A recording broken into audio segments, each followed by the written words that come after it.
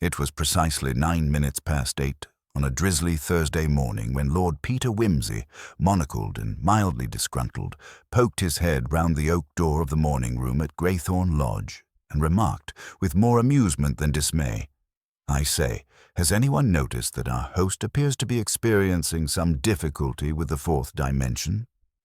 The remark, uttered with the studied carelessness of a man who had, only moments before, spent a good 3 minutes flicking invisible dust off his cuffs, elicited a flutter of embarrassment from the assembled breakfast party.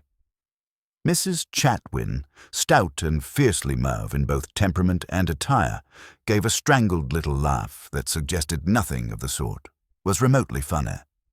Reverend Upjohn, an elderly cleric with a head like a boiled parsnip, peered owlishly over his kipper. "What do you mean, Lord Peter?" asked Major Terrington, already 2 slices deep into toast and Seville marmalade. Wimsey crossed the threshold, sauntering in with the lazy elegance of a cat who knew it was only tolerated because it sometimes caught things. He rapped his knuckles on the sideboard and sighed theatrically. "Only that poor old Cedric is 20 minutes late to breakfast, an eccentricity one might indulge in Chelsea, but which, in rural Hampshire, suggests either murder or a very bad night's port." Cedric Fortescue, architect, collector of obscure timepieces, and nominal lord of Greythorn Lodge, had indeed failed to appear, a peculiar thing, for a man whose every clock, and there were many, had been famously synchronized within the margin of a gnat's sneeze. Miss Honoria Blent, Cedric's devoted and very tall niece, made a nervous motion toward the bell. Wimsey intercepted her with a raised hand. "No need, my dear Honoria. Bunter is already investigating.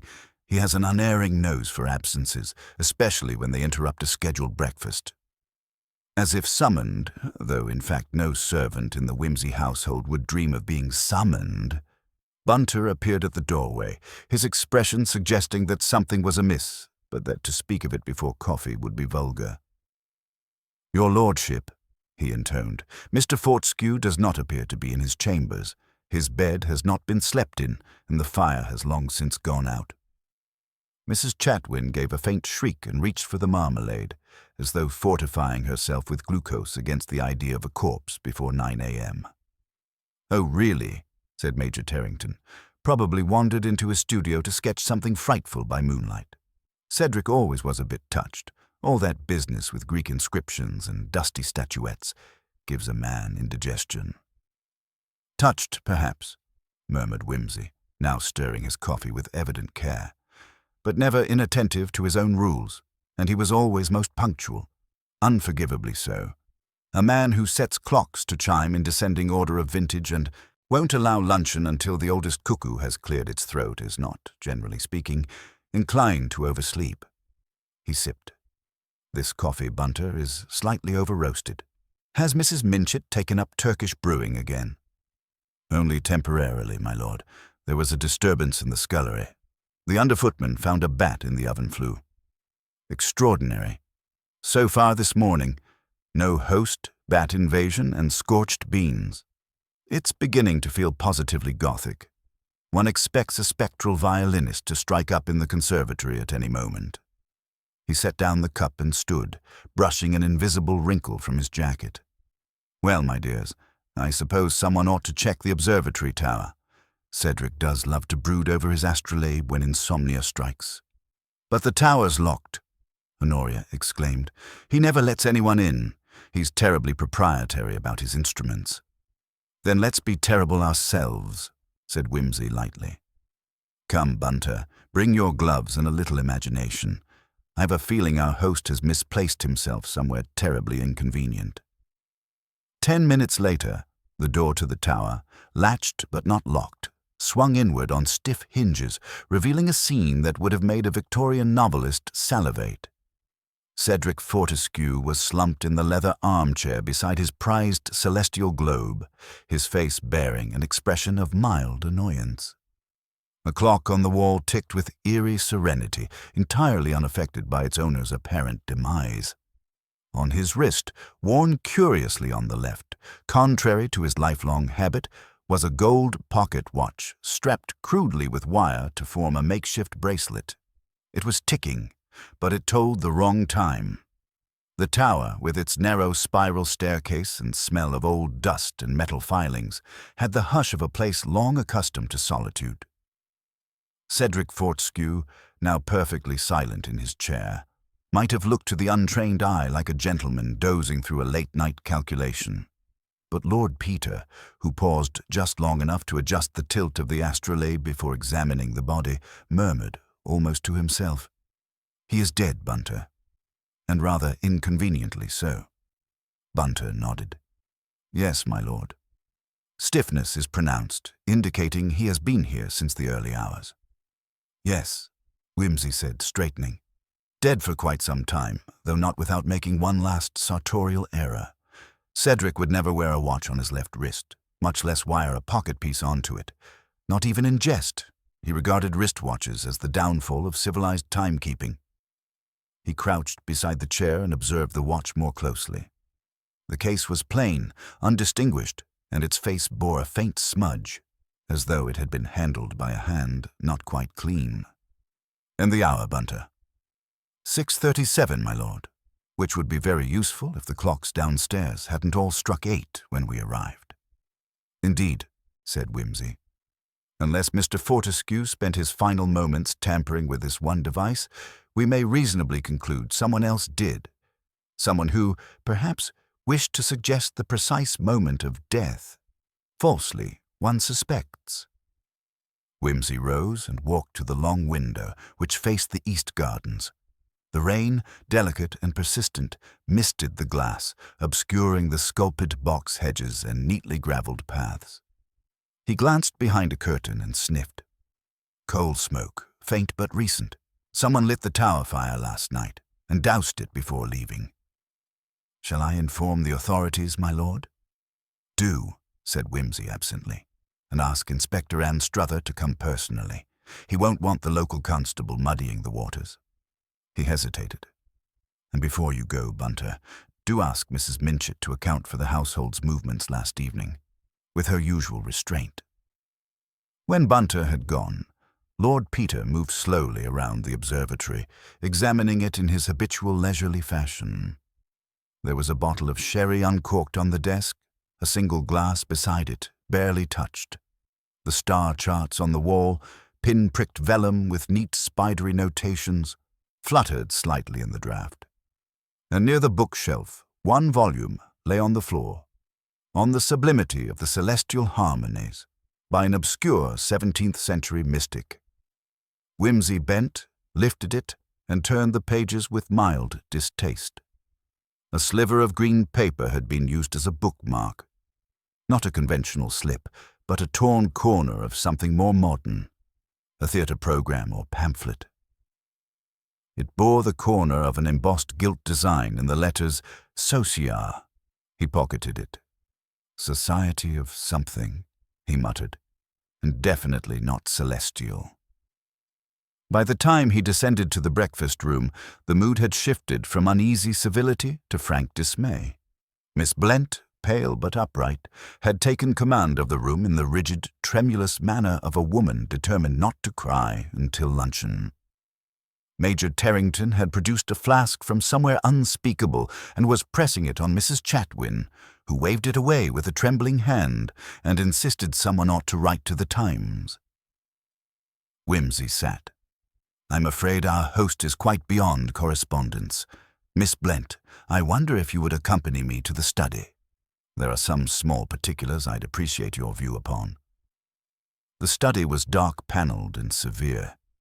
Cedric's desk, unnaturally tidy, contained a range of labelled folders from observations equinox to electric bills paid.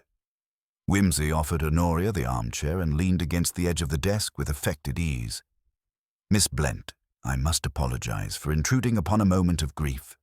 It is the misfortune of murder that it demands untimely practicality." She looked up sharply. "Murder? Are you quite certain?"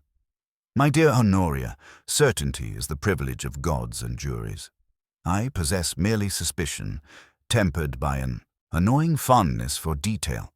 For instance, can you confirm when you last saw your uncle alive? She composed herself. Just after dinner, around 9:30. He went up to the tower, as he often does. He was reading those dreadful old books again. And who else remained in the house? Mrs. Chatwin and I sat in the drawing room. The Major said he was going out for air. He's fond of cigars and doesn't like to offend Mrs. Chatwin's sinuses. And the staff? Mr. Fortescue insisted they retire early.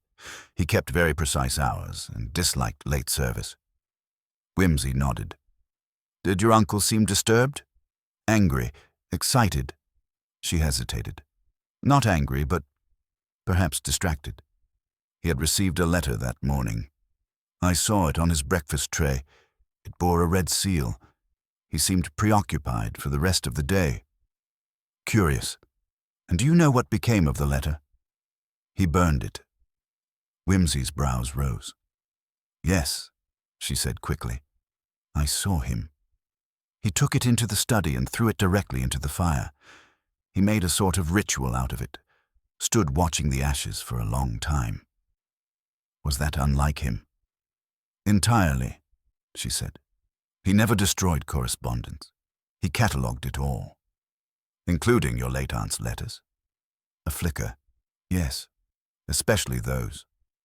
Whimsy made no remark, merely stood and took a slow circuit round the room, tapping one finger thoughtfully against his chin. When he spoke again, it was with the air of changing the subject, though Honoria stiffened slightly. Forgive me, but I wonder, was your uncle in the habit of corresponding with occult societies? She blinked. What on earth do you mean? Only that I found a torn scrap of a pamphlet in one of his books. Some kind of society, possibly astronomical, possibly mystical. He subscribed to several. The Astronomical Association, the Society for the Preservation of the Great Alignment, something about astrolabes in Essex, but nothing occult. At least, she added with a frown, not recently. Whimsy inclined his head. Very good. Now, if you'll forgive me, I must go and stare at a banister. She looked bewildered. A banister? Yes, he said, already halfway to the door. It has a curious smear, and I find that murderers, like painters, leave their signature in the most inconvenient corners. The smear, when found, was halfway down the servant's stair. Pale, waxy, and barely visible except in a certain slant of light, it had the look of dried lotion or thickened oil. Whimsy crouched beside it, sniffed, then touched it lightly with a handkerchief. Grease, but not kitchen. Something scented. Lavender pomade, he murmured. A very fine one, and entirely at odds with Cedric Fortescue's usual brand. From above, a door creaked open. A footman, young, nervous, peered down. I'm sorry, my lord. Didn't mean to disturb. Not at all, said Whimsy brightly. Your name? Tom, sir. Tom Dilks. Tell me, Tom, does anyone in the household use lavender hair cream? The sort you get in town, not from the chemist's? Tom hesitated. Well, Major Tarrington, maybe. I seen him brushing his tash with something like that. And the lady guessed she had a little blue bottle. I cleaned it up yesterday. Left a bit of the stuff on the rail, I think. Meant to wipe it off proper, but forgot. Which lady guessed? Mrs. Chatwin, sir. Whimsy smiled, the expression one might wear upon finding a particularly satisfying line in Euripides. Splendid. Thank you, Tom. He descended 2 steps at a time. The house was waking properly now, servants whispering in corners, the constable arriving to secure the tower, a faint sense of storm clouds pressing against the gables. And Whimsy, already humming a cheerful snatch of Purcell, moved with the air of a man who had found the first thread and intended to tug, very gently, until something unraveled. A man dead beside a ticking watch he would never wear. A letter burned to ash by hands unaccustomed to haste. A lavender smear on the servant's stair, all tiny, all meaningless, unless, of course, you happen to be Lord Peter Wimsey. Lord Peter Wimsey found Mrs. Chatwin by the hearth in the drawing-room, a teacup cradled in her hands, with the exaggerated delicacy of a woman who had once been taught to avoid vulgarity at all costs, even when confronted with death on the premises.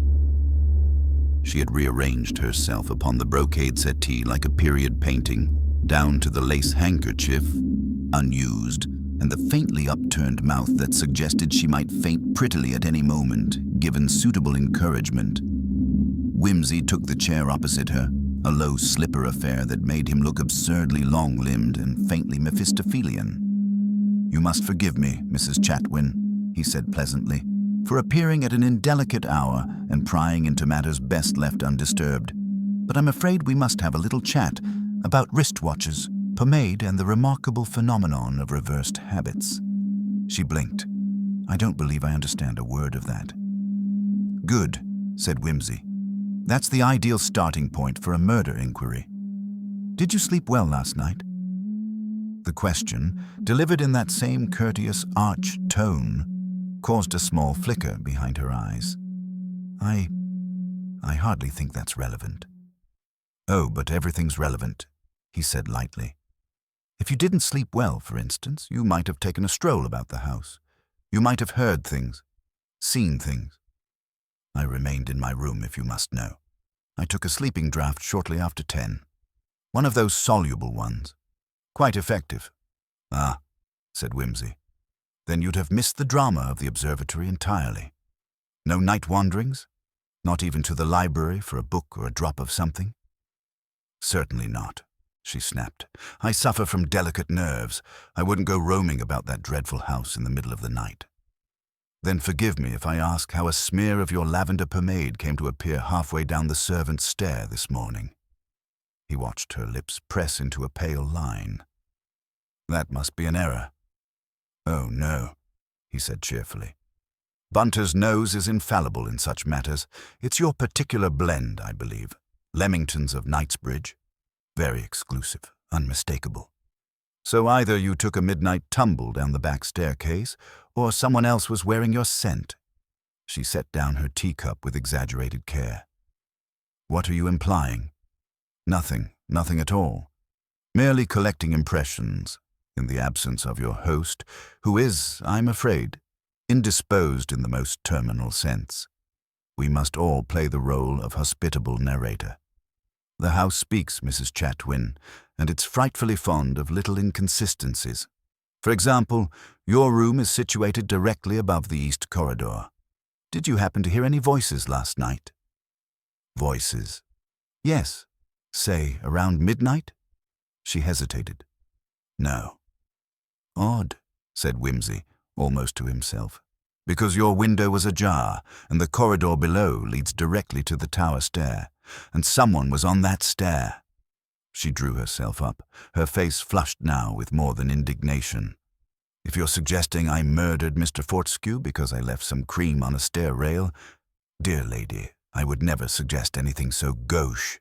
You are, I dare say, entirely innocent of such vulgarity, but one must observe and one must ask. You see, the watch on Cedric Fortescue's wrist does not belong to him, and I'm most curious to discover whose it is." She narrowed her eyes. "What sort of watch?" "A cheap pocket affair, converted by wire into something resembling a wristwatch. Rather an ugly thing. Not Fortescue style at all. But someone wore it in a hurry." She made no reply, only smoothed the line of her skirt with one gloved finger. "Thank you, Mrs. Chatwin," Wimsey said, rising. "If you should remember anything further, a misplaced article, a creaking stair, a misquoted line of Shakespeare, do send for me." He left her staring at the hearth, the teacup untouched. In the hall he encountered Inspector Anstruther, who had arrived with his usual air of polite reluctance, as though criminal inquiry were an unfortunate social obligation best dispatched with clean gloves and a quiet voice. "I've had a look at the body," Anstruther said. "Dr. Fells says cause of death was blunt force trauma. Something small, dense. A paperweight, perhaps. No sign of forced entry." "Nothing ever is," said Whimsy. "Did you examine the victim's watch?" Anne Struther gave a thin smile. "Of course. It's not his." Miss Blent confirmed that. "And the time's wrong. Classic attempt to create a false timeline." "Quite so. And what do you make of the burnt letter?" "Nothing yet. We found some ash, but it's illegible. Fortescue's papers seem in order. Bills, letters from scholarly societies. Nothing immediately suspicious." "No mention of financial troubles?" "None. No estranged heirs, discontented mistresses, or ritual cults of star-worshipping clerics? Only the usual eccentricities." "Pity," said Whimsy. "Theatrical motives make such neat conclusions. Very well. I shall go interview the Major." He found Terrington in the garden, stomping about with the aimless air of a man who despised nature but preferred it to other people. He had a cigar clamped between his teeth and was swearing mildly at a box hedge. "Good morning," Whimsy called. "Delightful weather. Pity about the murder." Terrington scowled. "If you've come to ask whether I killed Cedric over a game of chess or a lost inheritance, you're wasting your breath." "Not at all. I've never known murderers to be so obliging.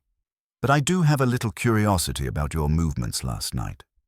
I told the girl I went out for a smoke and returned when? Before midnight. Can't say precisely. The rain started, so I came in."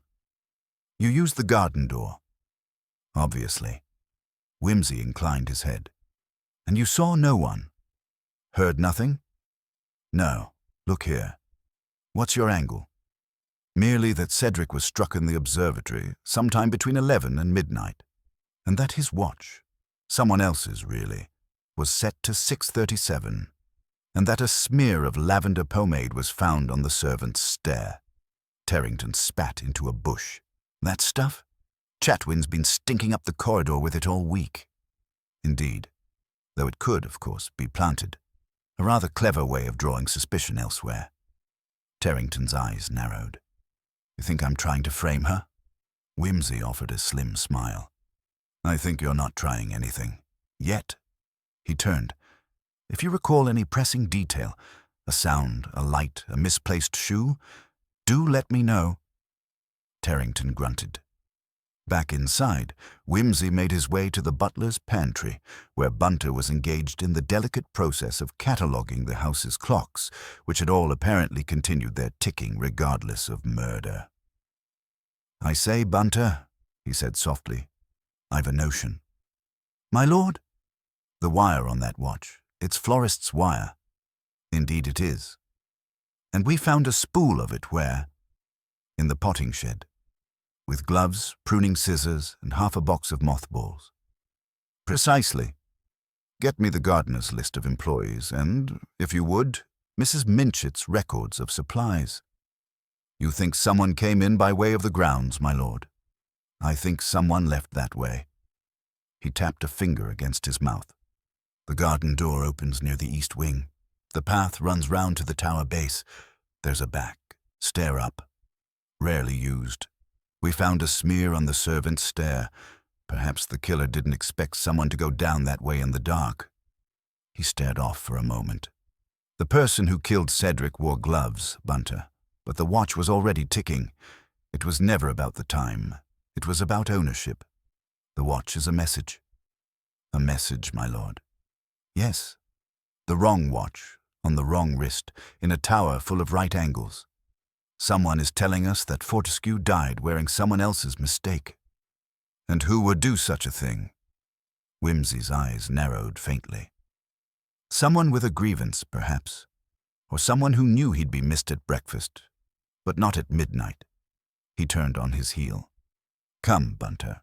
Let us see if the cook knows who delivered the sleeping draught and whether the bottle still contains what it ought to." Whimsy descended into the flagstone depths of the kitchen wing with the cautious tread of a man wary of waking ancient culinary spirits. The scents were of bread not quite burned, herbs long hung to die in bundles, and the faint melancholy of overboiled cabbage past. He found Mrs. Minchet, the cook-housekeeper, ensconced in her stronghold, brandishing a rolling pin and a resentful glare that suggested murder might not be wholly foreign to her inclinations, given the right provocation. "You'll pardon the intrusion, madam," Whimsy said, with the precise courtesy he reserved for those who wielded ladles like cudgels.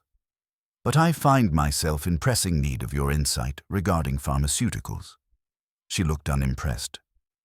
"If this is about Mrs. Chatwin's nerve tonic, I'm not responsible for rich ladies' weaknesses, nor for what they put down their gullets to cure them." "On the contrary," said Whimsy, smiling, "I rather hoped you might recall who delivered said draft to her last night." Mrs. Minchet folded her arms across her considerable chest. "One of the maids. Ivy, I expect, though I don't know why she can't take it up herself like decent folk. Must be waited on like a queen, that one." "Ivy," repeated Whimsy.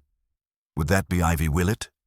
Quiet girl, brown plait, a manner suggesting mortal fear of brass polish." "That's her," grunted the cook. "And she was given the bottle by whom?" "I keep it locked in the pantry. Mrs. Chatwin's own, mind you. Came in a parcel last week with her initials stamped all prim on the paper. Ivy came to me about 10:15. Said Mrs. Chatwin had rung. I gave it over and thought no more." "Was it opened?" "No." "Curious," said Whimsy. "And yet the lady claims to have taken it just after 10. Mrs. Minchet raised an eyebrow. "She's mistaken, then. Or she's lying." Whimsy inclined his head. "My thoughts precisely. One more question, Mrs. Minchet. Do you keep spirits in the house? Medicinal or otherwise?" She gave a short laugh. The master had a cellar, locked, though he'd been known to keep a nip of something in the study for guests. "Why?" "No reason," he said lightly, and turned away. In the corridor, Bunter was waiting with the air of a man who had completed an audit of heaven's ledgers and found the angels wanting. "The sleeping draught bottle was returned unopened, my lord," he said. "Ivy swears she brought it up but received no answer when she knocked. Left it on the table and returned 10 minutes later to find the door ajar and the bottle still there." "Ah," said Whimsy. "So Mrs. Chatwin fibs, or someone else was in her room." He paused. "Did you obtain the list of ground staff?" "I did. Rather meager. One full-time gardener, Mr. Lemick, recently hired. No previous references. Lives in a cottage on the edge of the property. Shall we?" They took the long path round the east lawn where the tower loomed above them, a stiff silhouette against the grey noon sky. Lemick's cottage was tidy enough, but the roses outside it were over-pruned, as though their keeper had something to prove. Whimsy knocked. A moment later, the door was opened by a narrow-shouldered man in a jumper the colour of stagnant tea. "Yes?" he said with a guarded air. "Good day," said Whimsy. "Lord Peter Whimsy, I'm assisting in the regrettable inquiry into your employer's demise. Might we come in?" Lemick stepped back warily. The interior was bare, scrubbed, and smelled faintly of bleach and geraniums. Whimsy's eye fell immediately on the spool of florist's wire atop the small writing desk. "You've an interest in arrangements?" he said. "I do the wreaths," said Lemick, "for the church and the garden borders. Mrs. Fortescue liked formality." "Indeed. And did she like her husband?" Lemick blinked. "I couldn't say." "A good answer," Whimsy murmured. "You were in the garden last night?" "Yes, all night." "I came in around 11. It was raining." "Yes," said Whimsy. "So I've heard. The sort of rain that washes away useful footprints but leaves behind odder things, like impressions in the mud under the observatory. Did you know there's a door at the base?" "I do. It was unlocked. I locked it yesterday evening, as I always do. Yet it was found ajar. You've gloves, Mr. Lemick?" The gardener hesitated. "Yes. May I see them?" After a moment's reluctance, Lemick fetched them. A pair of thin leather gloves, old and cracked at the seams. "Bit small," Whimsy observed, slipping one on. Still, perhaps you manage. And these are the only pair you use? I've others, for pruning.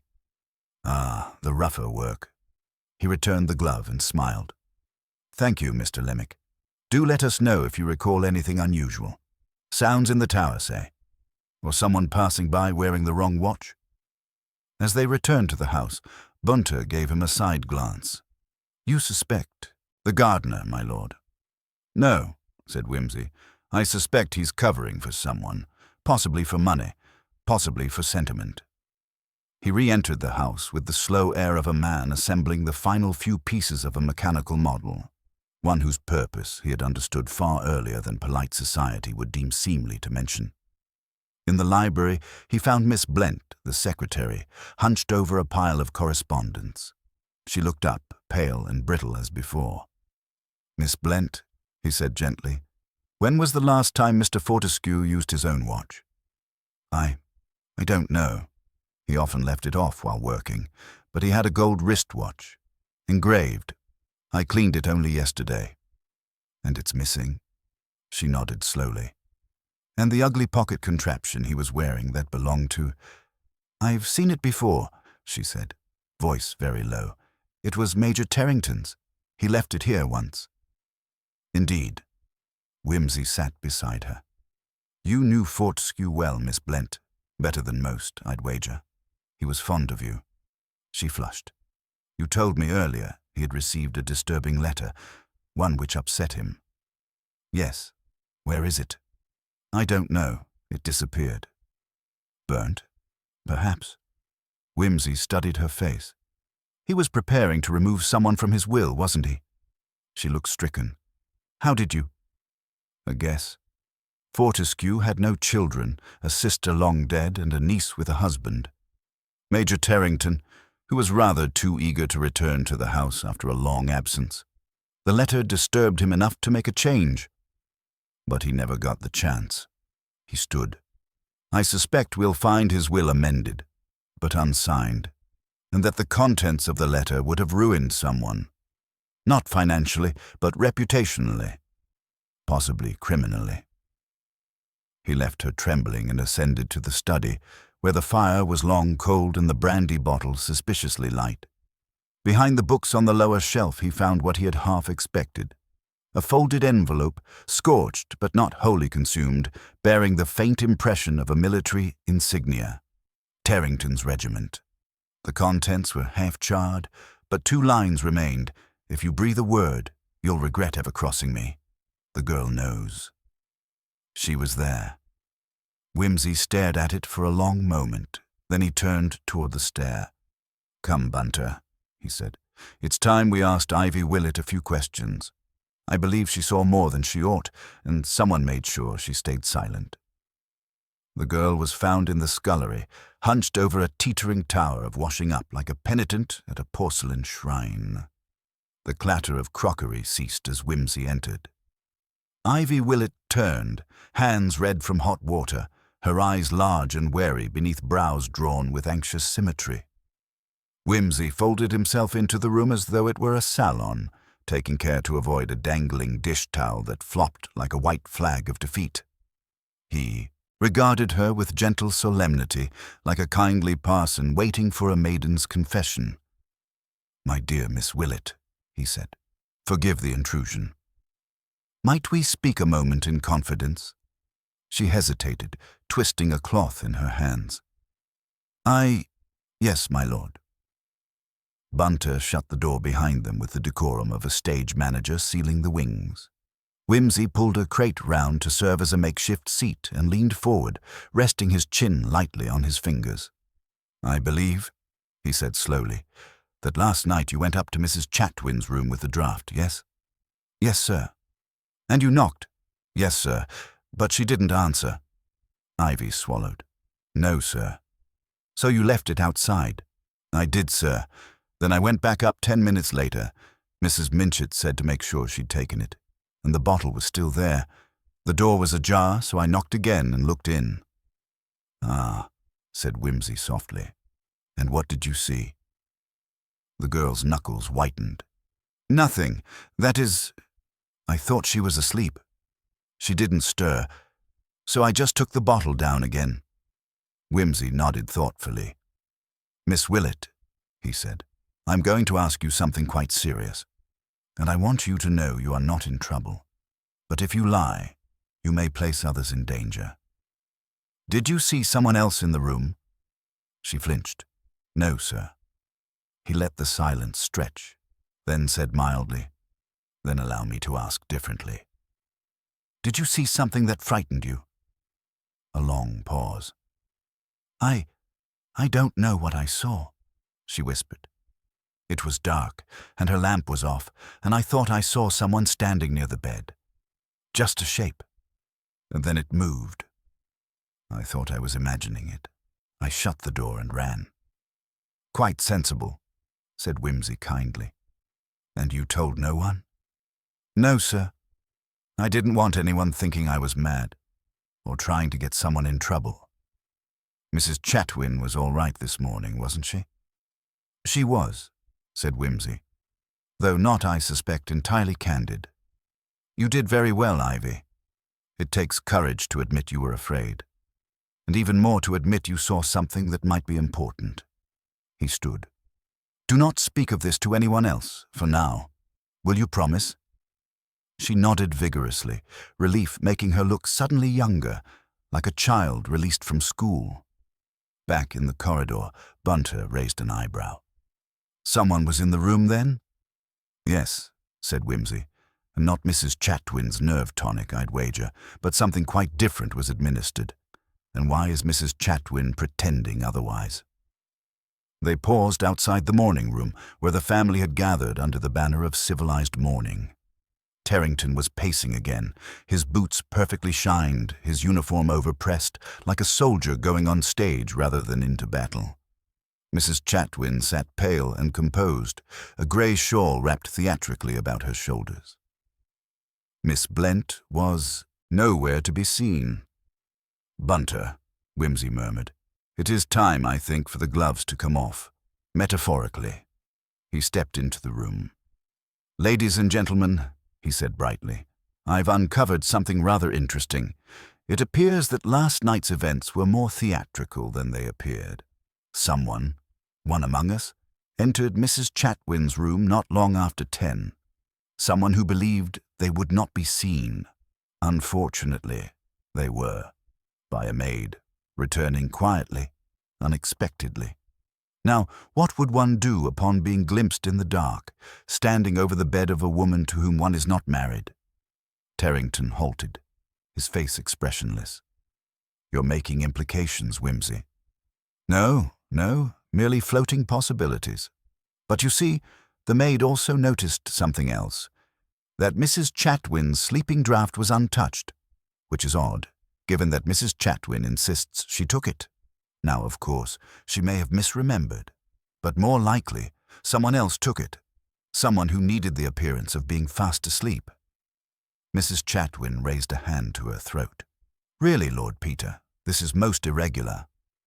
So is murder, madam, he replied cheerfully. And if I'm not very wrong, someone came to the observatory last night expecting a confrontation, possibly to stop the contents of a rather damning letter from being shared.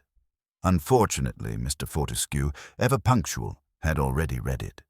He turned sharply. Major Tarrington, did you lose something last night? Tarrington stiffened. I beg your pardon. A watch. A particularly hideous pocket model, wartime issue. Yes, I couldn't find it this morning. And yet it was on Fortescue's person when he was found. Curiously sentimental of him to wear your trinket at the moment of his own untimely demise. Tarrington's face darkened. That proves nothing. It proves he didn't dress himself, nor plan to be seen. Mrs. Chatwin stood suddenly. This is absurd. Not at all. The evidence is just assembling.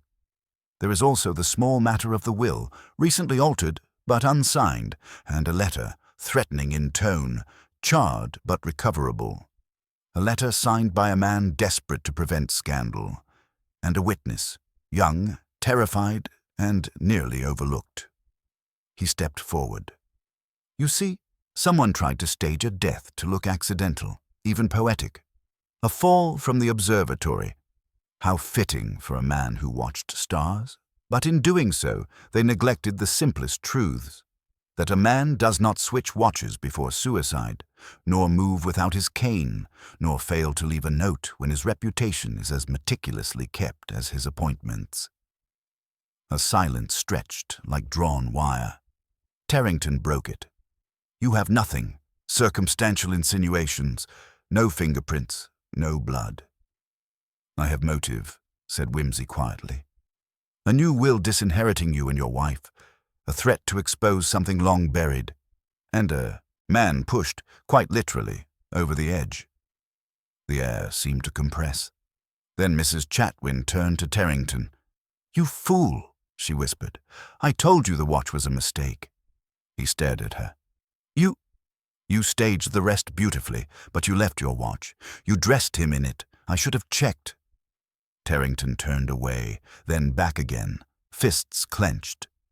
He was going to ruin us, he said. Ruin her. Over something that happened 15 years ago. A girl, an accident. It was over.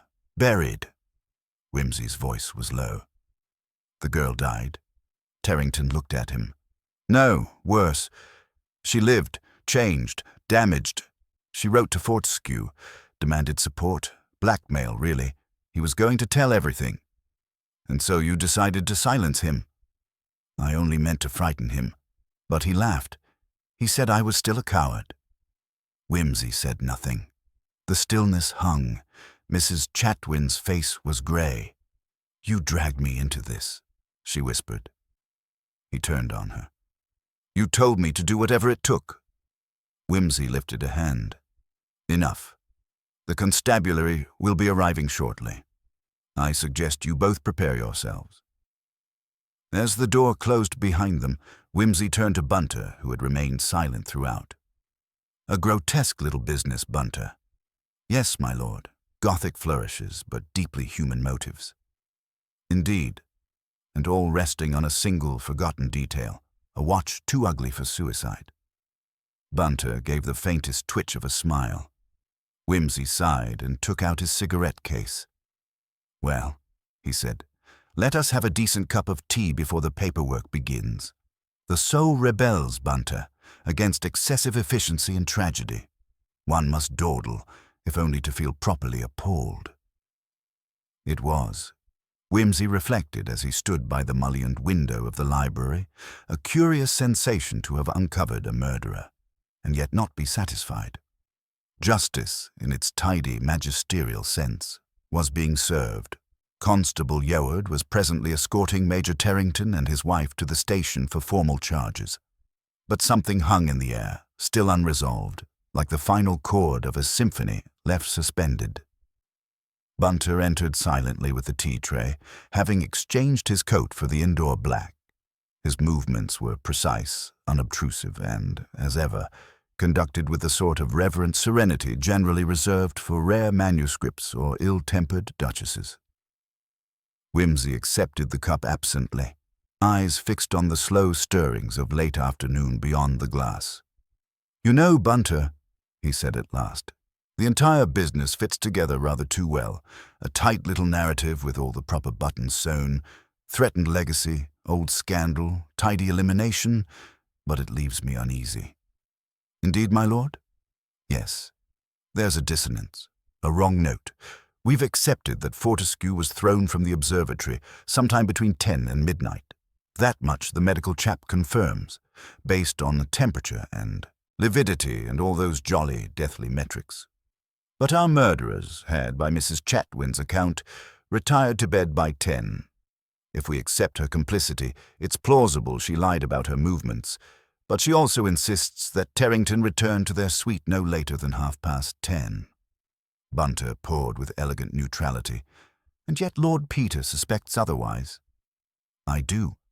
Not least because Mrs. Chatwin would hardly be expected to offer corroboration if she thought it would seal her husband's fate. She is vain, Bunter, vain enough to lie for pride, but not for love. And she let that watch slip. No, I begin to think Tarrington may have tampered with the body earlier. Staged it, perhaps. Moved it. What if the fall did not occur between 10 and midnight at all? An intriguing notion, my lord. Wimsey placed his cup down gently and turned, eyes alight. We need Miss Blent. He found her in the orchard beyond the lawn, where the bruised apples lay in drowsy clusters beneath the gnarled trees. She was staring up into the branches with a sort of abstract serenity, like a medieval saint contemplating a figuration of martyrdom.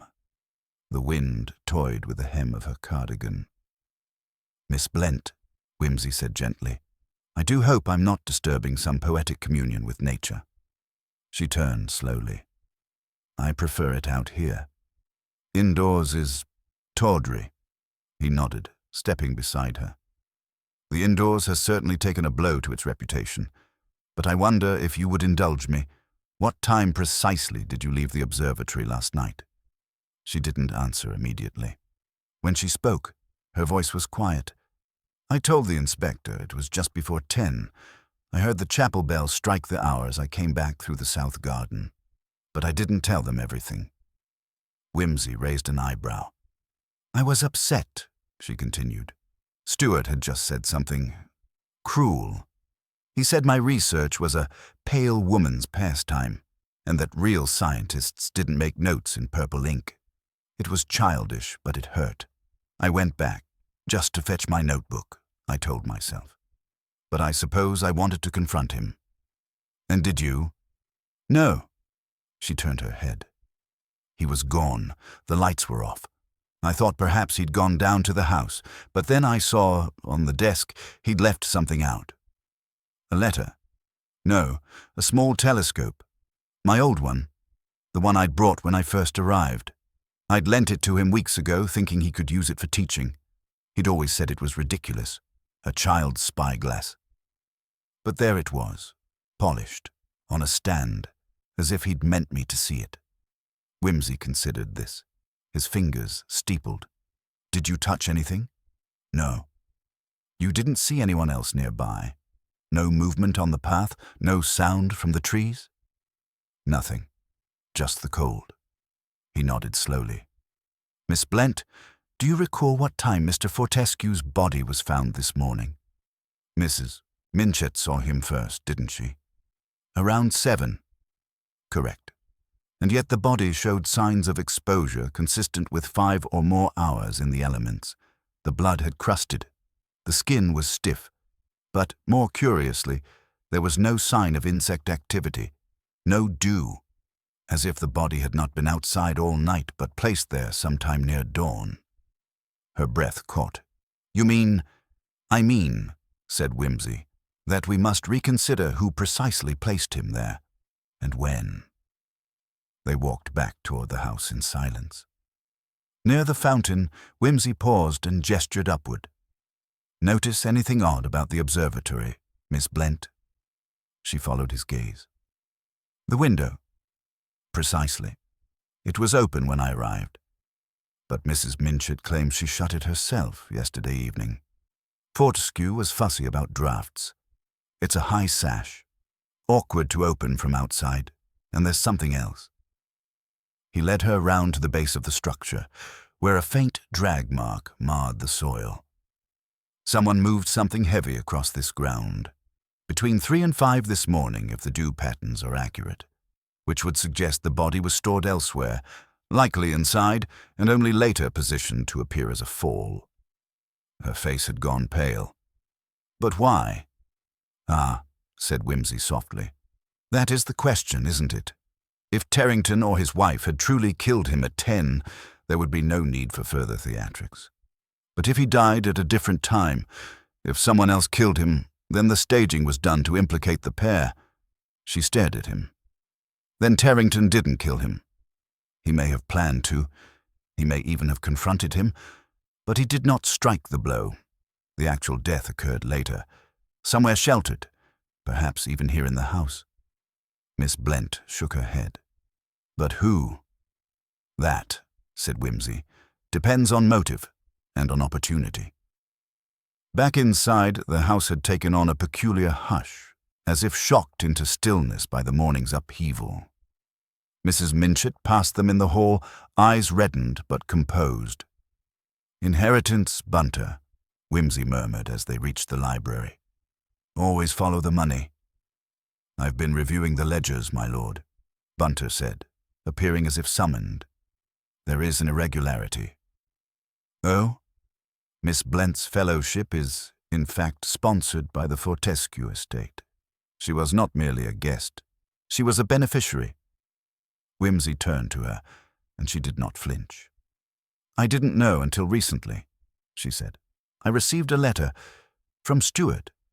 He said he'd arranged for the fund to continue, but that others were pressuring him to cut costs.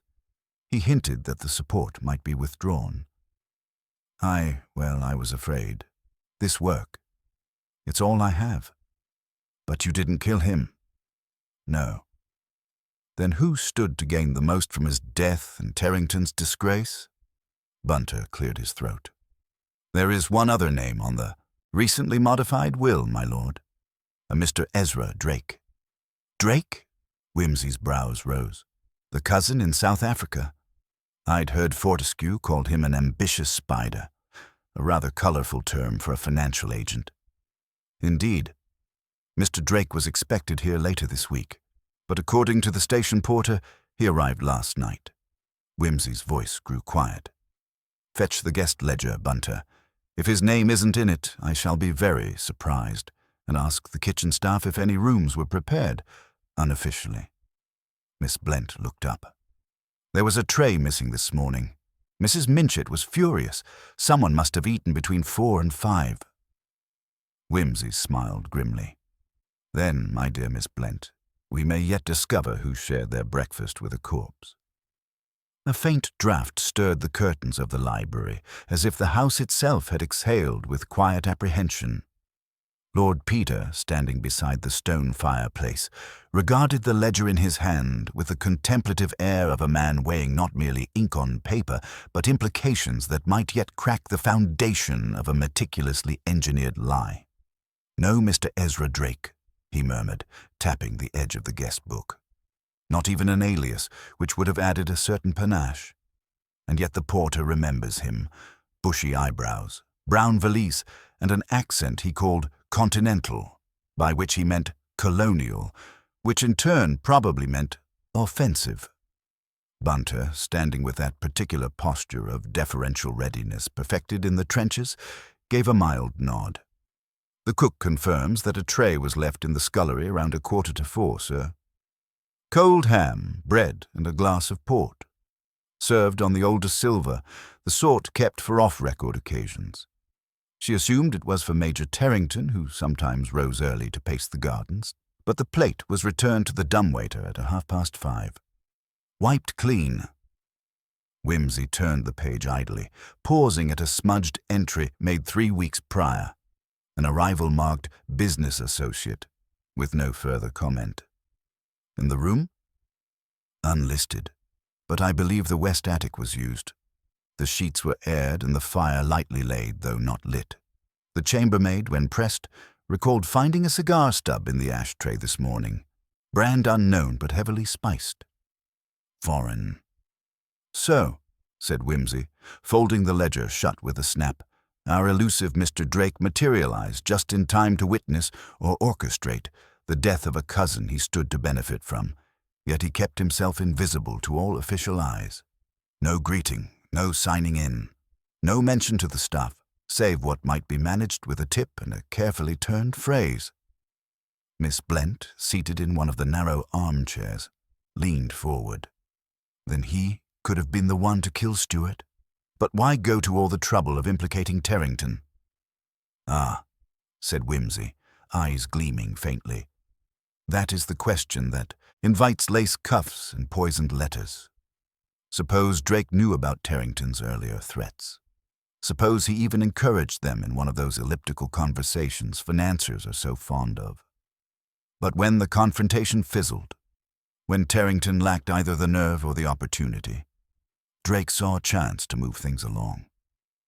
But he'd already be in the will," Miss Blent said, brow furrowed.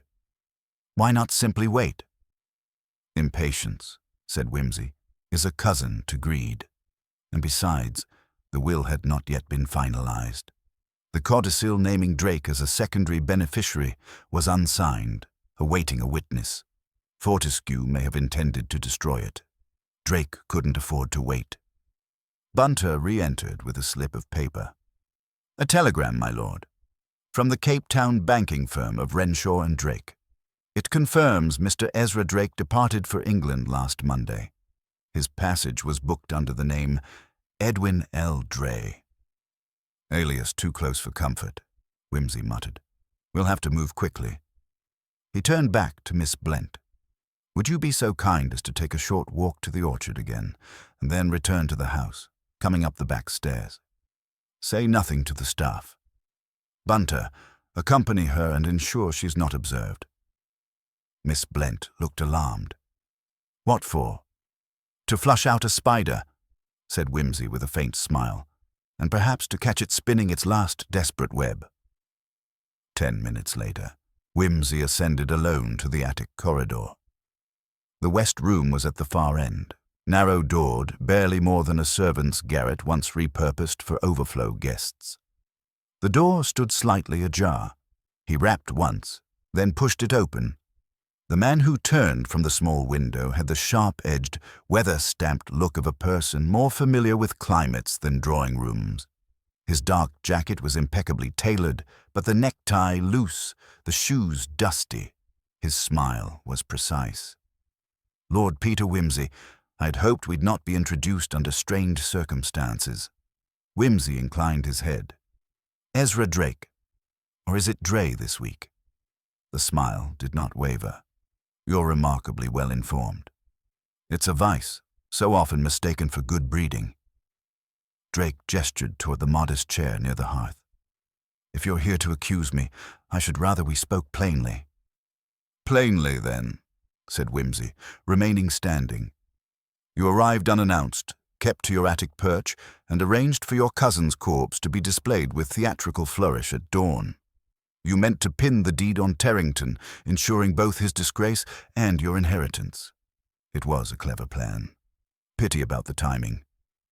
Drake's hands clasped behind his back. "And what timing is that?" "The tray," said Whimsy softly. "The missing port, the returning dew. Fortescue died not at 10, but closer to 4. Your hour." "You've no proof," Drake said calmly. "No. The ink on the codicil is fresh, but there are fingerprints beneath the seal. Yours, I expect. We'll match them. We have witnesses to your presence at the station, and your room, I dare say, holds other treasures. The wiped plate, the stubbed cigar, perhaps the shoes with fresh garden soil. But most damning of all, you forgot the watch." Drake blinked. Whimsy stepped forward. Fortescue wore an old gold pocket watch. Family heirloom, late Victorian, always kept in his vest pocket. It was found near the observatory, cracked as if from a fall. But when the doctor examined it, it had stopped at 3:47, and it had no mud or grass on its chain. In short, it was not worn during the fall. It was placed. He let the silence stretch. "You planted it," he continued, "to reinforce the illusion that the body had fallen shortly after 3. But you misjudged. You didn't realize the blood patterns would show otherwise. You thought sentiment would conceal the lie." Drake's voice, when it came, was tight. "You're bluffing." "Try me," said Whimsy, eyes suddenly cold. At that moment, the stairs creaked. Drake turned. Too late. Miss Blent entered, flanked by Bunter. Whimsy nodded to her. "Just in time." Drake straightened. "So this is how it ends. A woman's stroll and a nobleman's guesswork." "No," said Whimsy. "This is how it ends, with a rope." He signaled, and Bunter stepped forward, taking Drake by the arm with quiet efficiency. Drake made one final attempt at composure. "I'll have my solicitor—" "You'll have your trial," Whimsy interrupted. "And perhaps a last meal, if you're particular." As Bunter led the man from the room, Whimsy turned to Miss Blent, who had gone quite pale. "You knew," she whispered, "didn't you? From the moment you saw the watch." Whimsy smiled faintly.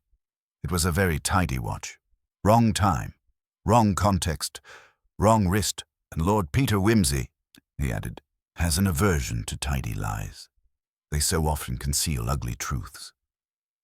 As Drake's footfalls echoed down the corridor, diminished by the quiet weight of resignation and Bunter's unflinching escort, the house seemed to breathe again, softly, warily, like a host resuming hospitality after the departure of a particularly dangerous guest.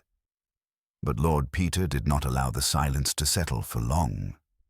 He turned from the attic landing and ascended slowly, each step measured, not in deference to age or fatigue, but to thought. The rhythm suited contemplation. He had unmasked the principal actor, yes, but the play itself had not yet ended. Too many props remained in odd places.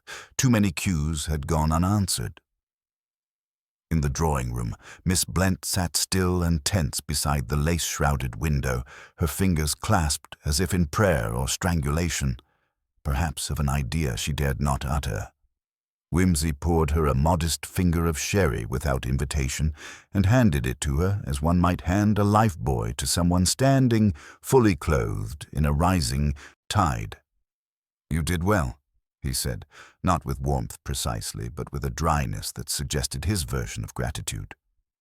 "I wasn't sure it would work," she admitted, taking the glass. "You said to walk quietly, but I felt loud as thunder. Why would he stay, though, once he'd done it?" "Ah," said Wimsey, dropping into the nearest armchair and folding one long leg over the other.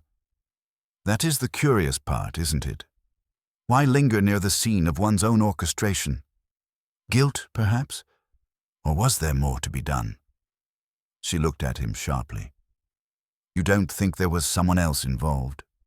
"I think," said Wimsey carefully, "that Drake was not a man to soil his own gloves unless he had no alternative. That cigar, for example, left so prominently, yet with no accompanying ash or scent. Either he smoked only part of it in haste, or someone else joined him, and the tray was wiped. Yes, but by whose hand? The silver polish used was the newer formula. Our cook prefers the old. A detail so minor it could be accidental. Or not. Miss Blent hesitated. "What are you saying?" "I'm saying," said Wimsey, "that Drake had help, and that someone in this house, still here, still smiling, still speaking of poor Stuart in measured tones of sorrow, is more than they seem." He rose again and wandered to the sideboard, lifting a silver-framed photograph of Stuart Fortescue in youth, rakishly posed on the deck of a yacht with two women whose identities were lost to time and sunlight. People don't generally get themselves bludgeoned under telescopes by someone they haven't wronged. And Fortescue, for all his breeding, left a few bruises where he passed. He replaced the photo, then turned abruptly to Miss Blent. "Tell me, who was it he argued with last Thursday? You said you heard raised voices." I assumed it was Terrington," she said, faltering slightly. "But now I'm not so sure. I was on the landing. The door was shut. I couldn't make out the words. Just tone." "And what was the tone?" She bit her lip, considering. "Please, and refusal. A man insisting and Fortescue laughing, mocking, I suppose." And then silence. "That doesn't sound like Terrington," Wimsey said. "He rages. He doesn't plead." He crossed to the writing desk, lifting a sheaf of half-written letters. One, dated the day before Fortescue's death, bore the heading, "To be signed." It was addressed to a Mr. Felix Daneworth, solicitor, and referenced a clause in a trust fund. Wimsey scanned the page, lips tightening as he read the last lines aloud. "Given recent communications from Miss C, I must insist that her inclusion be withdrawn. My position is firm." He tapped the paper. "Miss C? Who is Miss C, I wonder?" Miss Blent blinked. "There's no one in the family, unless he meant Miss Carrow." "Who is Miss Carrow?" "She was a companion to Fortescue's aunt, elderly lady. Died in March. Left Miss Carrow a small annuity, I think. But there was gossip." Wimsey's brows lifted. "Gossip?" Miss Blent colored faintly. "That she was, well, companion in more than the professional sense, and that Fortescue had been entangled somehow. It was all rather hushed up. She left the house before Easter. And do we know where she is now? Miss Blent hesitated. She took a cottage in the village. It's not widely spoken of. Fortescue was generous enough to ensure she had comfort, but they didn't speak. Whimsy gave a short nod. Then I think it's time we paid Miss Carrow a call. The walk to the village was undertaken in the grey hush of late afternoon, the kind that turns trees to silhouettes and makes even cheerful houses appear pensive. The cottage stood near the bend of a lane overhung with hawthorn, its garden neat to the point of sterility. The woman who opened the door had the look of someone who had taught elocution to girls who later went mad in secretarial colleges. "Miss Carrow," Whimsy inquired. "Lord Peter Whimsy, at your service." She regarded him levelly. "You've come about Mr. Fortescue, among other things. May we come in?" She hesitated, then opened the door wider. The sitting room was spare, the furnishings old but polished. A teapot sat untouched on the table beside a sheaf of pressed violets. "I haven't seen Stuart in months," she said. "He made it very clear that he wished our acquaintance concluded." "Did he now? And yet," Whimsy said mildly, "he continued to provide funds." Her hands, clasped in her lap, did not move. He thought gilt was a sort of banknote, but it always came due. Whimsy sat across from her. "Tell me about last Thursday." She didn't answer immediately. Then, "He sent for me, said he'd been thinking. He wanted to formalize the support, make me dependent, entirely. No more letters, no name on documents. Just quiet money in a quiet village." "And you declined?" "Of course I declined. I asked him not to humiliate me." "Did you threaten him?" "I may have raised my voice," she said coolly.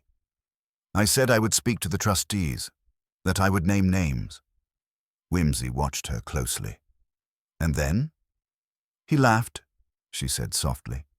He always laughed, like pain was something to be savored, provided it wasn't his. There was a pause. She met his gaze unflinching.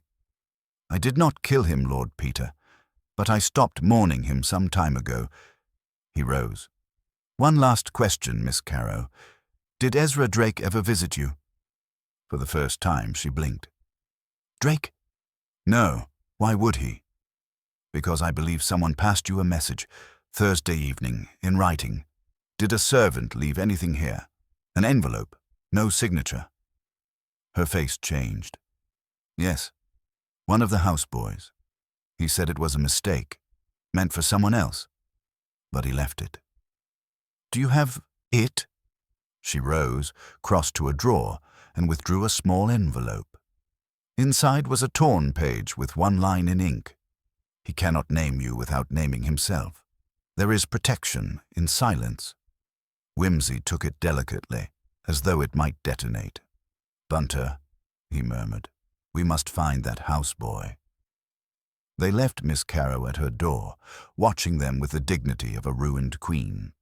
On the walk back, Whimsy's stride lengthened. "The plot," he said lightly, "thickens, or curdles, depending on your taste. Drake didn't act alone. He had leverage. Someone who knew Fortescue's secrets. Someone who wanted silence more than justice."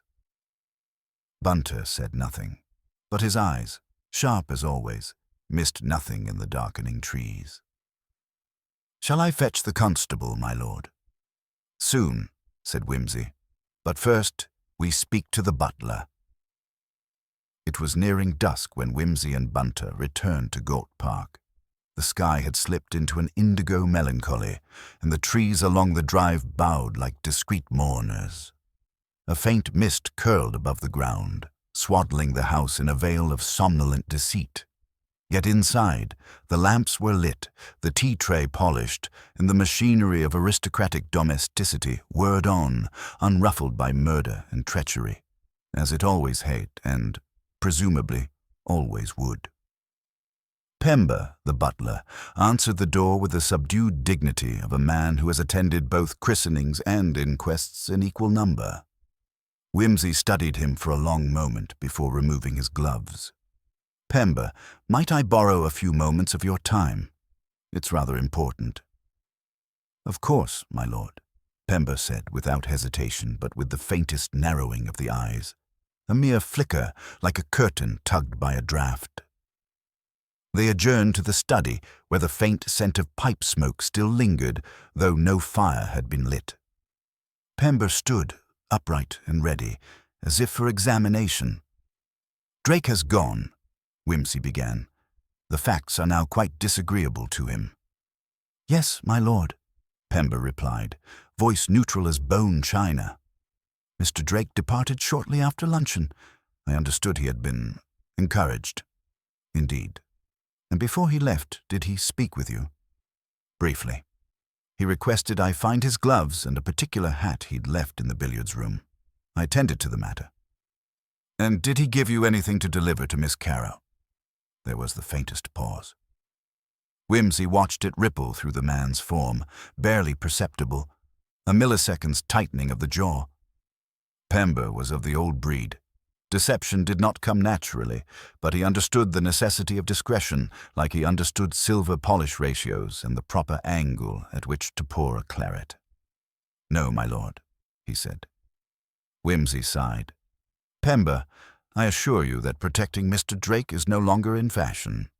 The tide has turned, the guest has left the ballroom, and the orchestra is out of tune. I have seen the note Miss Carrow received. The handwriting is not Drake's." Pember stood straighter if such a thing were possible. "Very well, my lord." He reached into his coat and withdrew a small sheaf of paper. There was another message. "Mr. Drake asked me to write it. Dictated it, in fact. He said Miss Carrow would know what it meant." Wimsey took the sheet and examined it. The same hand as the first note. Neat, slanted, utterly anonymous. The message read, "He fears the records. Destroy them before they destroy you." "Curious," Wimsey murmured. "And what records would those be, I wonder?" Pember remained silent. "Come now, man," Wimsey said gently. "There's no use standing sentinel to a corpse's secrets. I assure you I have no appetite for scandal, only clarity. Whose records?" Pember exhaled slowly. "Lord Peter. There was an account book. Mr. Fortescue kept a private ledger, not of financial affairs. Those were proper, audited, but personal things. Favors, indiscretions, letters. Held in trust, you might say." "Blackmail?" Wimsey asked. "No, sir, not directly. But leverage. He believed in insurance, of the human kind." "And where is this ledger now?" "In his study, hidden behind the travel books. I can fetch it if you wish." "Do," said Wimsey. "And Pember, thank you. Your reluctance does you credit." A few moments later, Pember returned with a slim, calf-bound volume. The gilt lettering read, "Aegean and Ionian Notes, 1927. Inside, however, the pages had been replaced. Neat columns, initials, dates, and cryptic entries ran page after page. One, in particular, caught Wimsey's eye. "C. March, 1932. Letters, mention of aunt. Threat neutralized. Resolved with annuity. Keep silent. Contact via ED. C for Carrow. ED for Ezra Drake." The line formed a triangle no one had mentioned. Fortescue had orchestrated his own immunity from gossip through compromise. Bought silence, delegated enforcement, and now, perhaps, had been betrayed by the very architecture he built. "So Drake wasn't acting out of loyalty," Wimsey murmured. "He was an agent, a broker, but he became dangerous once Fortescue cut him out." Another entry below read, "T. Sept 1934, debt covered. No interest if loyalty remains." Watch him. T for Terrington. Curious, it raised more questions than it settled.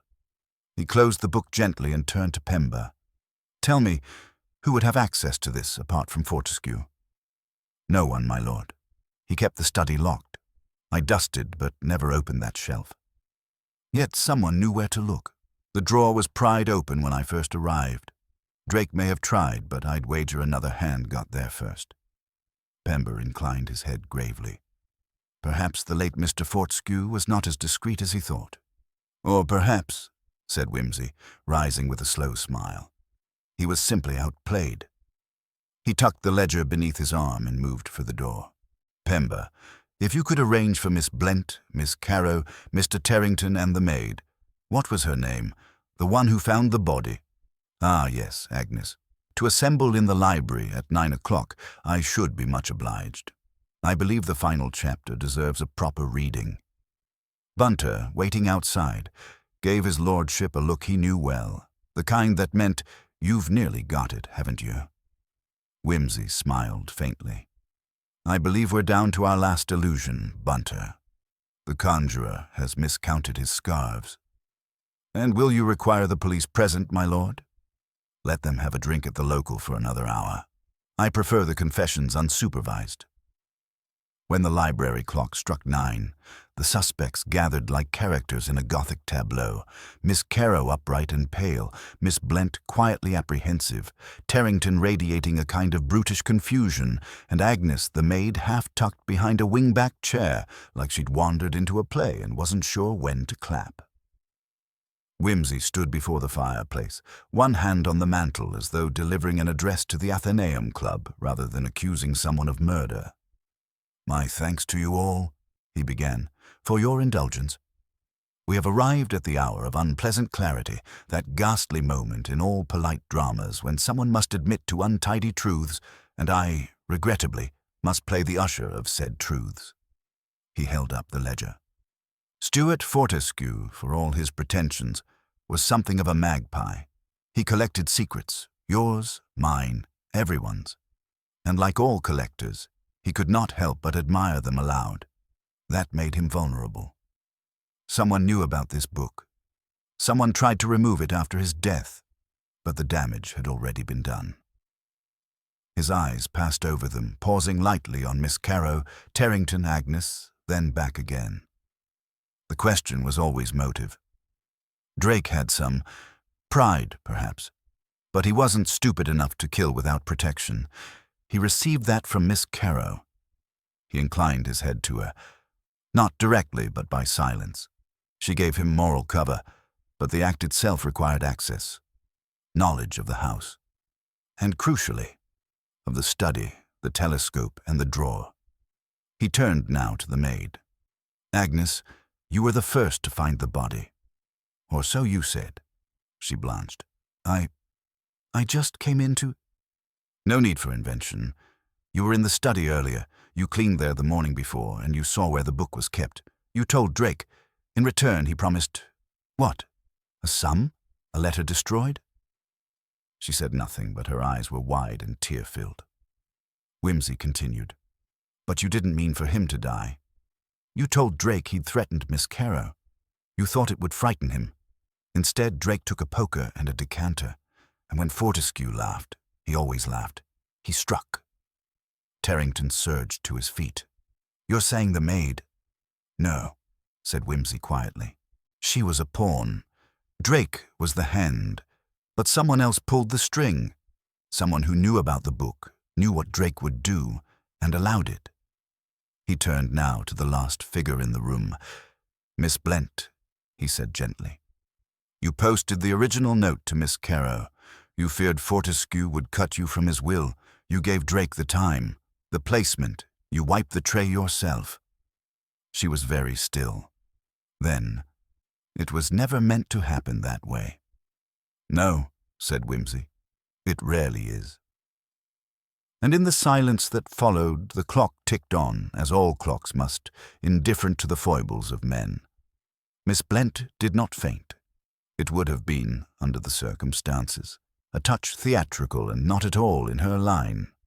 But she did sit, rather suddenly, on the edge of a chair, as though the weight of Wimsey's accusation had, with the practiced hand of a well-bred stage hand, pulled the ropes and brought the curtain crashing down. Wimsey regarded her with a quiet, almost meditative gaze, as if weighing not merely guilt, but its particular species. "I imagine," he said softly, "you told yourself you were protecting someone, that Drake was unstable, that Fortescue was cruel, that Miss Caro was already broken and could bear no more. It is a comfortable story. It even has a touch of nobility about it. But what you were really protecting, Miss Blent, was your position, your proximity to the center of power. And when that center wobbled, when Fortescue looked to replace you in his affairs, personal and otherwise, you acted." Miss Caro's face had gone taut, the lines of her mouth drawn down as if by marionette string. "She told me nothing," she said quietly. "All these months, I thought we were allies." "Oh, I doubt Miss Blent told anyone anything she didn't mean to," Whimsy replied. "But she did something else. She kept the machine oiled. You see, Miss Caro, your distress was useful to her. So was Drake's loyalty, a frightened mistress and a loyal watchdog. What better screen behind which to act? When you received that warning note, who did you turn to? Not the police. You turned to Drake." "But why?" Caro asked. "Why stir it all up again?" Whimsy moved slowly to the bookshelf, removing the ledger once more. Because Fortescue had started making noises. About a public engagement, a reconfiguration of his affairs. There was mention of legal changes. Miss Blent had been privy to too much for too long. She saw herself being written out, not by cruelty. Fortescue, for all his sins, had a curious loyalty to his past, but by irrelevance. He was simply no longer listening. Miss Blent, who had sat perfectly silent through this, now lifted her chin. "He was a tyrant," she said. Whimsy nodded. "Undoubtedly. But the sin you perceived wasn't tyranny. It was neglect. A subtle betrayal, but deadly to those who live on proximity and favor." She gave a faint, brittle smile. "You've quite the psychological gift, Lord Peter. One must have something to do while sitting through tea with the Bishop of Ely," he said lightly. Inspector Burgess had entered the room during the last few minutes, summoned by Bunter with that particular discretion unique to valets and undertakers. He stood now at the edge of the circle, arms folded. "Do I take it, Lord Peter, that the matter is complete?" "Not quite," Whimsy replied. "Drake is still absent, though I imagine he's halfway to Ostend by now, and unless he's developed a sudden taste for penitence, he'll remain conveniently lost. But the weight of the deed, that rests here." He inclined his head toward Miss Blent. "You wrote the note to Miss Caro. You staged the warning to draw her into your confidence. You prompted Drake to look after her and steered his suspicions where they needed to go. And then, once the murder was done, you moved quickly, retrieved the ledger, or tried to, wiped the tray, ensured the constables found only what they were meant to find." Burgess stepped forward. "And we have the handwriting for comparison." "We do," Whimsy said. "Bunter found a memorandum, an old household rota, written in Miss Blent's hand, and though she made efforts to disguise it, the long descenders and the habit of crossing her T's with a backward flick remain remarkably consistent." Miss Blent looked up at that. "You rummaged my drawers?" "No, madam," Bunter said with dignified affront. "I observed your wastebasket." Whimsy smiled faintly. "Bunter never rummages, Miss Blent. He deduces." Burgess gave a grunt. "That'll do. We'll need a formal statement, of course."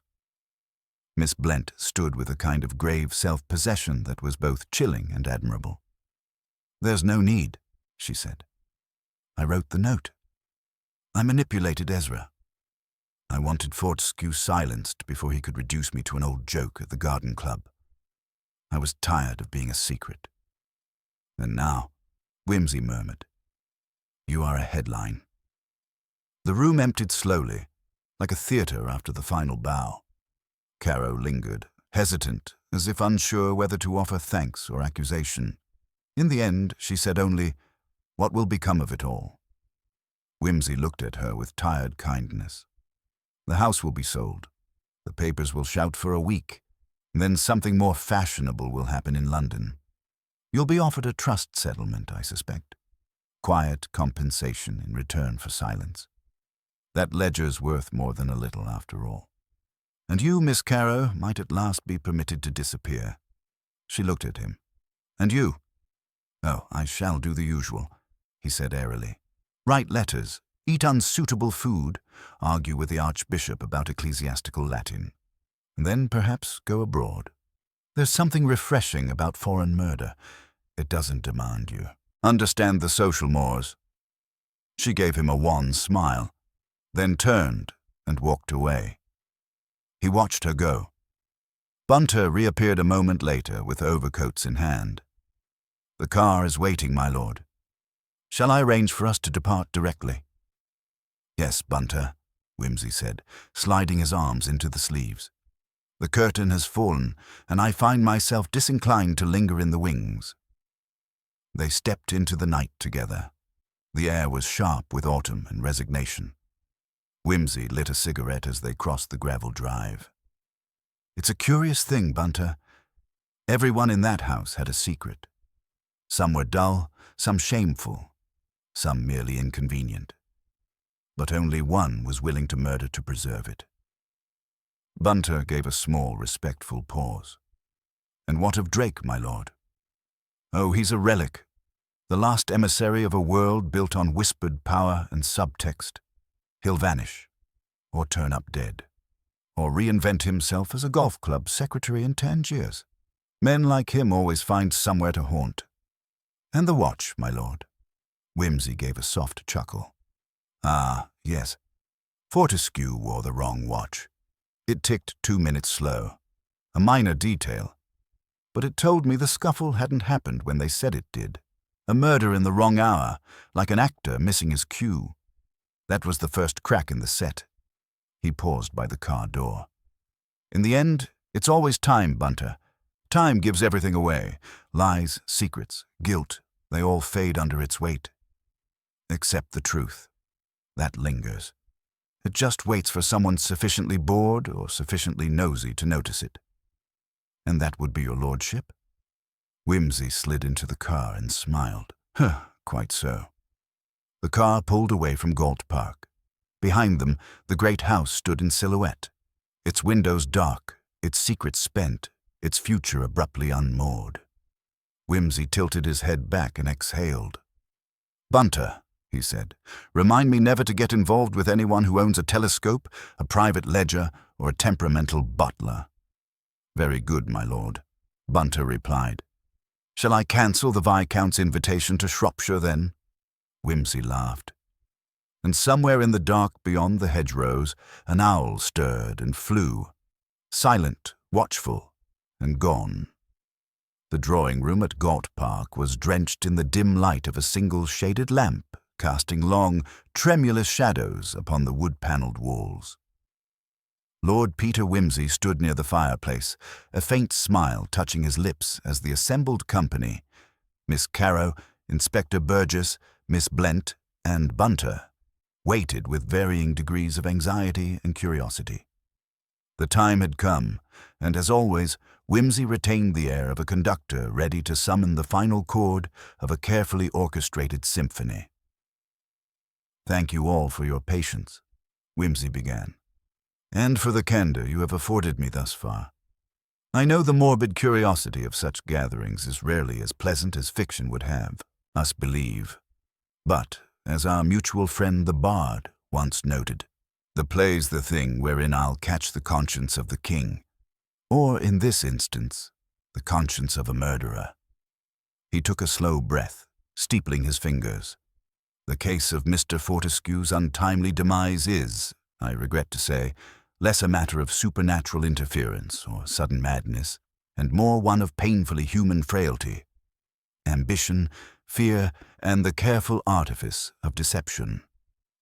Whimsy's eyes swept the room, resting momentarily on each face, as though measuring the invisible weight of guilt and innocence.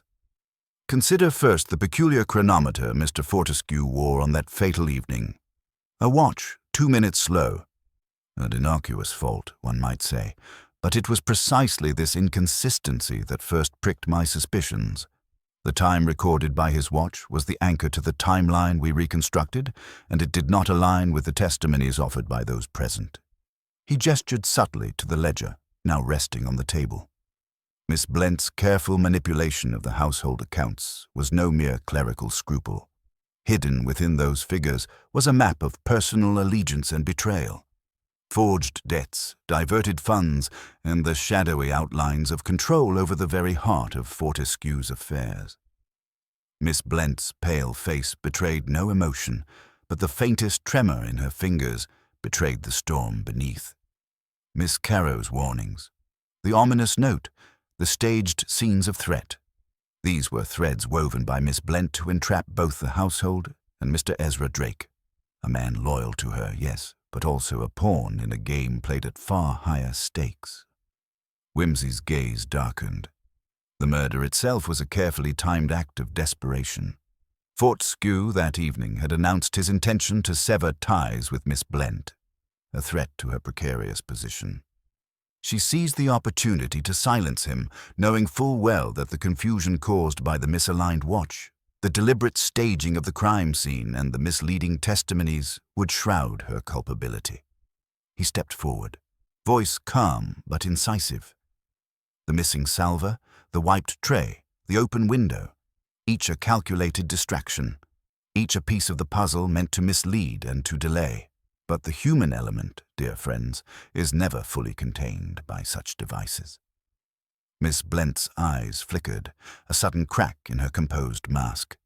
"You have no proof," she said, voice steady but brittle. Whimsy smiled faintly, lifting the watch from the table. Proof is, as always, in the details. This watch, set 2 minutes slow, dictated when Mr. Fortescue was presumed dead. Yet the sounds heard and the footsteps recorded suggest otherwise. The servant's testimony about the locked door, the soundproofed room, all designed to give the illusion of impossibility. But the faint scratch on the window latch, unnoticed before, revealed the true point of entry and exit. He turned toward Inspector Burgess. "Would you be so kind?" The inspector nodded and produced from his pocket a slender fragment of fabric caught beneath the window frame during the initial investigation. "Miss Blent's gloves, my lord. Found exactly where she said no one could have been." The room held its breath. Miss Blent's lips parted, a final rueful smile curling. "Yes," she said softly. "It was I. I could not bear to lose everything. Not my position, my influence, my place in a world that had already cast me as a mere footnote. I believed I was protecting us all. But in truth, I was only protecting myself." Whimsy inclined his head.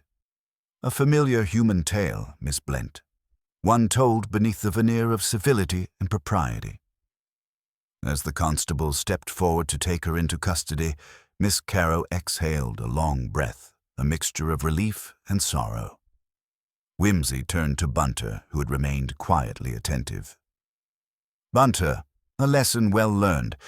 In the theater of murder, the smallest prop can hold the greatest significance."